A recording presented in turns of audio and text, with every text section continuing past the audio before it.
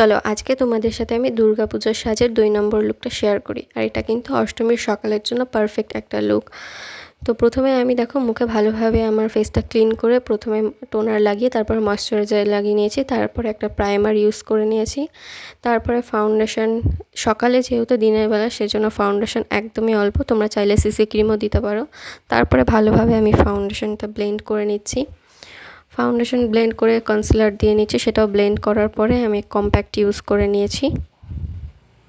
Compact use করার পরে আমি আমার আইব্রোটা ভালোভাবে সেট করে নেব। মেকআপে কিন্তু আইব্রো সেট করলে কিন্তু লুকটা খুব সুন্দর আসে। আর তারপরে আমি একটা রেডের মধ্যে পিঙ্কের মধ্যে আমি একটা আইশ্যাডো ইউজ করছি। আমি এখানে হাত দিয়ে ইউজ করছি, আমি সেই মুহূর্তে আমার শ্যাডো ব্রাশটা খুঁজে পাচ্ছিলাম না, সেই জন্য।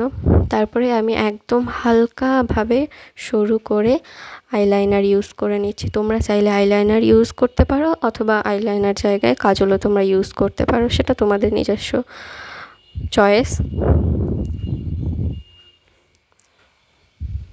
তো তারপর সুন্দরভাবে আইলাইনারটা ইউজ করার পরে কিন্তু 2-3 কোট মাস্কারাটা ইউজ করবে। মাস্কারা কিন্তু আমার ভীষণ ভালো লাগে। তো মাস্কারা ইউজ করার পরে ব্লাশ দিয়ে নিচ্ছি।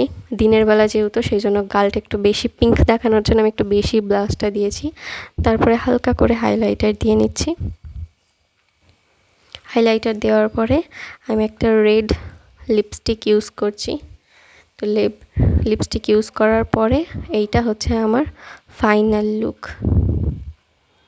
তো আমার এই লুকটা তোমাদের রেড টুকটুকে লাল জামদানির সাথে এই লুকটা তোমাদের কেমন লাগলো অবশ্যই কিন্তু আমাকে কমেন্টে জানিও।